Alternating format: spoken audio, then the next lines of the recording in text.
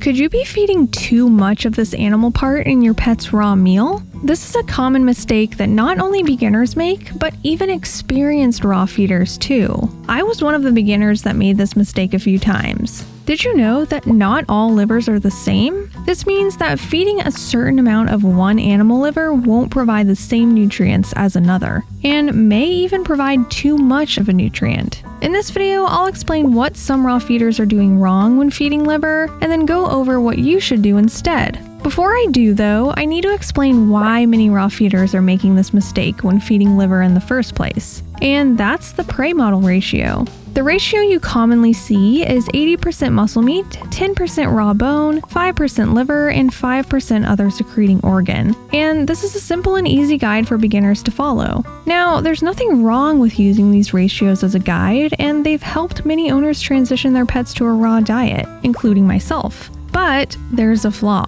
80-10-5-5 can work great when you're feeding 5% turkey liver. However, many nutrients could actually be too high if you're feeding something like 5% duck liver. Why is this? This all comes down to the nutrient profile, and in this video, I'm going to specifically talk about two important nutrients: vitamin A and copper. Vitamin A is found in all of the animal livers that we often feed in the raw diet, while copper is found in all but one animal liver. Even though most livers contain these two nutrients, they're not always going to be in the same amounts. Let me explain. Let's say Matsu needs 262 micrograms of vitamin A and 1 milligram of copper for his daily nutrient requirements. If I stick to the general PMR ratios and feed him 5% chicken liver, this would provide almost double the amount of vitamin A that he needs, which is still in a safe range, so that's okay. But unfortunately, it won't meet his copper intake.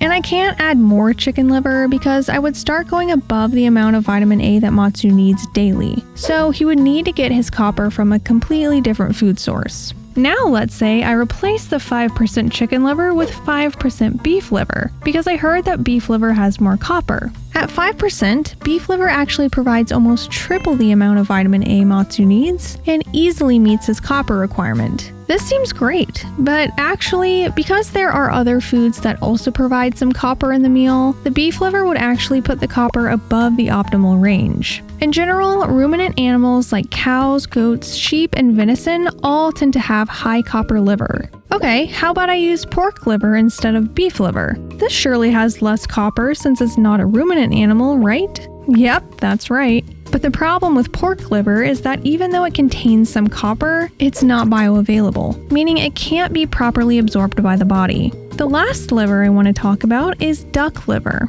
If I gave Matsu 5% duck liver, it would be providing almost 7 times the amount of vitamin A that Matsu needs, which is way higher than his daily intake should be long term. Duck liver is by far one of the most concentrated in vitamin A. This may be sounding a bit overcomplicated, but it's actually pretty simple to correct. The best thing to do is to take a peek at the nutrient data on the foods that you're feeding every now and then, but the general rule of thumb is to decrease the liver intake from 5% to 2-3% when feeding ruminant animal liver like cow, goat, sheep, and venison, as well as duck liver. And just keep in mind that pork liver won't be providing copper, so supplement the diet with copper through another whole food source or a supplement if needed. Well, maybe you're in a position where you can't feed organs at all, whether that be because your pet is picky or you can't source any in your area. What do you do then? Thankfully, I have the answer for you in this video.